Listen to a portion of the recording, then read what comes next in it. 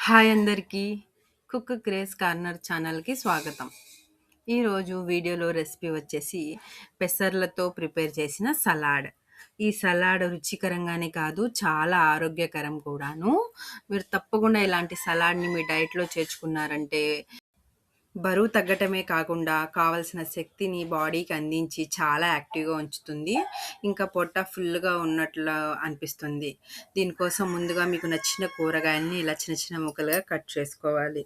చూసారు కదా, ఇంత మంచి కలర్‌ఫుల్‌గా మీరు వెజిటబుల్స్‌ని ప్రిపేర్ చేసుకొని తినడం వలన బాడీ ఇంకా మైండ్ అనేది చాలా రిఫ్రెష్‌గా ఉంటుంది. హ్మ్. చాలా అంటే చాలా బావుంటుంది. ఈ పెసర్లతో తయారు చేసుకున్న సలాడ్ మీరు తప్పకుండా ట్రై చేయండి. చూడండి, ఇప్పుడు ఒక పెద్ద బౌల్ తీసుకొని అందులో తాజాగా ఉన్న స్ప్రౌట్స్ పెసర్లని, ఇంకా చిన్నగా కట్ చేసుకున్న టమాటో ముక్కలు, ఆనియన్ ముక్కలు, క్యారెట్ ముక్కలు, అలాగే కీరా ముక్కలు, మీకేమైనా ఎక్కువ కావాలి క్వాంటిటీ అనుకుంటే కొంచెం ఎక్కువ యాడ్ చేసుకోవచ్చు. అలాగే దానిమ్మ గింజలు, ఇంకా కొద్దిగా ఫ్రెష్‌గా ఉన్న కొత్తిమీరని తీసుకొని, పైనుంచి బ్లాక్ సాల్ట్ అంటే నల్లుప్పు, దీన్ని సైంధవ లవణం అని కూడా అంటారు. ఇది చాలా మంచిది అరుగుదలకి. ఇంకా నల్ల మిరియాల పౌడర్ కూడా పైనుంచి వేసుకొని, అలాగే పైనుంచి నిమ్మరసం పిండుకొని, స్పూన్స్‌తో బాగా కలుపుకొని, వీటన్నిటిని ఇంకా మీరు తినడం ఆస్వాదిస్తే రుచి అనేది సూపర్ అబ్బా! సూపర్‌గా ఉంటుంది.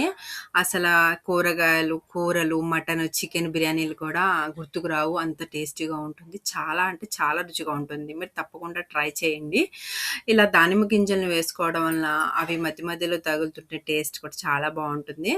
మీకు ఇంకేమన్నా ఫ్రూట్స్ కూడా కావాలి అనుకుంటే యాడ్ చేసుకోవచ్చు. నాకైతే ఇక్కడ దానిమ్మ గింజలు ఒక్కటే యాడ్ చేసుకున్నాను కాబట్టి ఈ టేస్ట్ కూడా చాలా బావుంటుంది. మరిన్ని హెల్తీ రెసిపీస్ కోసం కుక్ క్రేజ్ కార్నర్ ఛానల్‌ను ఫాలో అవ్వండి.